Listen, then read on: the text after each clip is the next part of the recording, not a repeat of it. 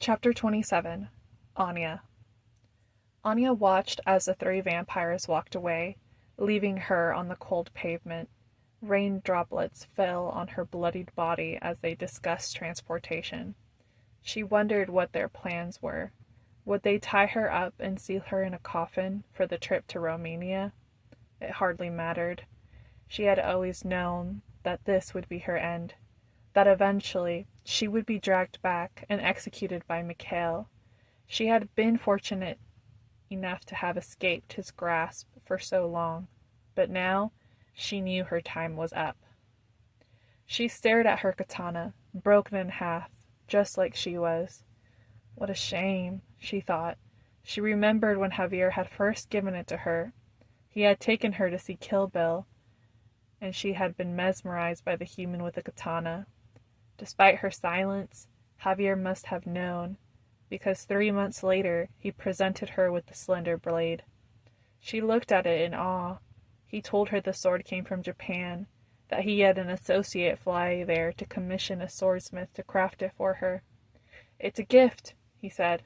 "Instead of using your teeth, you can use this. Train hard and take care of it. Once broken, it cannot be reforged." It was the first gift that she had ever received in her life, and she had cherished it.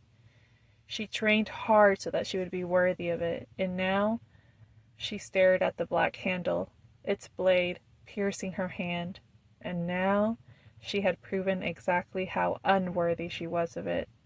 How could she have ever thought that she could have defeated not one, but 3 full-fledged vampires? What a fool she had been, she thought bitterly. She heard footsteps approaching. The vampires were coming now. They would put her in a coffin, or in a trunk, maybe break her limbs, so that she could fit better and fly her back to Romania. This was the beginning of her end. At least Javier wasn't here to witness how far she had fallen. With her out of the way, he would be safe, and so would the others, Javier, Ernesto, and Santiago. "Before we go, I'll be taking those pretty little red eyes of yours, Princesa." Anya closed her eyes, surrendering to her fate as the hand reached for her. She began retreating into the recess of her subconscious, where nothing could touch her. Then she heard a voice, the voice of a man who had been her savior and protect her for the last 8 years. "Get your hands off her!" Her mind snapped back open. "Javier!" it screamed inside her. Why was he still here? Why hadn't he run? What the hell? Anya looked up and saw Javier firing a bullet straight through Hunter's hand, the hand that had been reaching for her. Hunter snarled and turned to see where the shot had come from. His eyes landed on Javier, who continued shooting without pause. "Hey, old man," Hunter growled. "You really don't want to be shooting at a vampire." But Javier didn't stop. He kept firing at Hunter, his chest now covered in bullets that were slowly being pushed out of his skin and regenerated. "All right, that's enough. Johnny, grab him," Hunter shouted. Anya watched in horror as Johnny appeared behind Javier. Taking his gun from him, he bent it, threw it to the side, and began dragging Javier towards them by the shirt. "Papá! Abuelo!" "No!" Anya's mind shrieked as she heard Ernesto and Santiago's voices. Why were they still here? Why hadn't they run? "Oh, wow, there's more of them," Hunter said, getting up.